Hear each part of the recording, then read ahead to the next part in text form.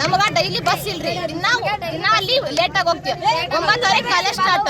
ದಿನ 2 ಕ್ಲಾಸ್ ಹೊರ ನಿಂದ್ರಬೇಕು, ಒಂದೊಂದು ಕ್ಲಾಸ್ ಹೋಗೋದ ಒಂದು ಪೀರಿಯಡ್ ಲೇಟ್. ಮತ್ತೆ ಅದ್ರಾಗ ಹೊರ ನಿಂತ್ಕೊಂಡು ಹೋಗ್ಬೇಕ್ರಿ ನಾವು.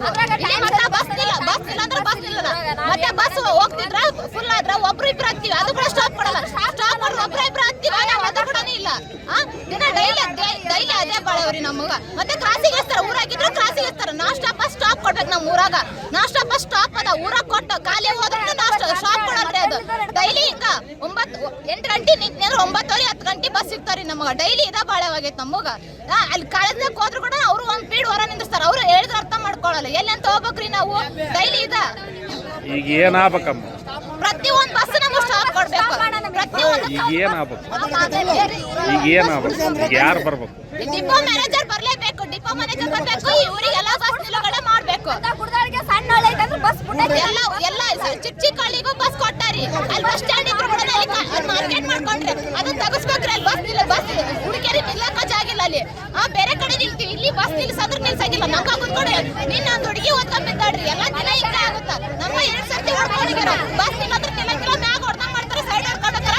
ಇಲ್ಲ ಬಸ್ ಸ್ಟ್ಯಾಂಡ್ ಬಿಟ್ಟು ಮುಂದಕ್ಕ ನಿಲ್ಲಿಸ್ತಾರೆ. ಎಲ್ಲ ಅಂತ ಹೋಗ್ಬೇಕ್ರಿ ನಾವು. ಡೈಲಿ ಬರ್ಬೇಕು. ಬಸ್ ಮ್ಯಾನೇಜರ್ ಬರ್ಬೇಕು. ಅಲ್ಲಿವರೆಗೂ ಈ ಸ್ಟ್ರೈಕ್ ನಿಲ್ಲಲ್ಲ ಅಷ್ಟೇ.